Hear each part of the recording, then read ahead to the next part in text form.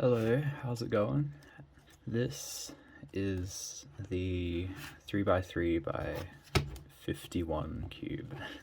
So pretty much it's a 3x3 on the top, but in one axis there is 51 layers going across. So this took me way too long to make. I think like around 4 months to assemble. Designing it wasn't too hard, but yeah, just assembling it took a while. I've got it in the checkerboard pattern here, which I will show me doing in the corner somewhere, I guess. But turning wise, it does not turn great. The layers, I think, are a bit too thin to make it feasible to turn very great, but I'll turn a couple layers.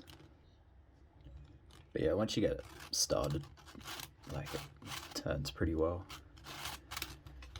And then yeah, all the other layers just rotates like that. Some of the layers are quite catchy, but I think that's just because I've only turned it to make the checkerboard pattern and I haven't done any sanding or anything with it. But yeah, and then turns along the axes here, which is also very catchy. But yeah, I think it's just the corners. Once you get the corners moving, it does end up turning. And just because all the pieces are quite rough in their internals, I think. But yeah, turns like that. And yeah, you can kind of see from here the internals, how it works. So it's pretty much just a 3x3 mechanism, but sliced into, each piece is sliced into 17 different layers, I guess. So there's a center piece, which is sliced into 17. It's missing a center cap at the moment. I just haven't been bothered printing it yet, but it puts into there.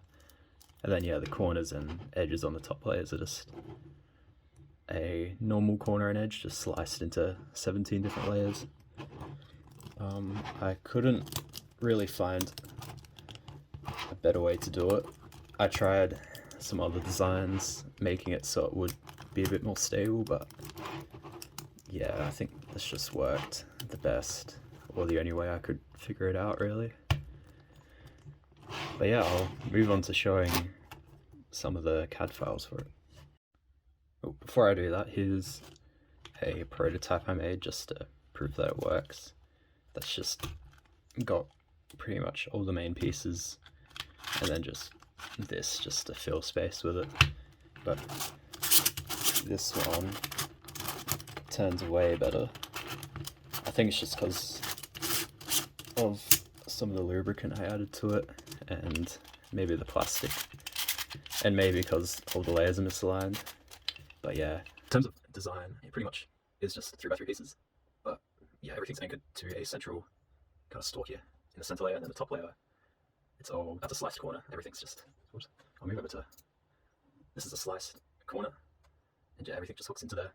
There is probably a better way to do these so there isn't any layer shifting, but I think you would have to make the puzzle a lot bigger in terms of thickness of these smaller layers to make that possible.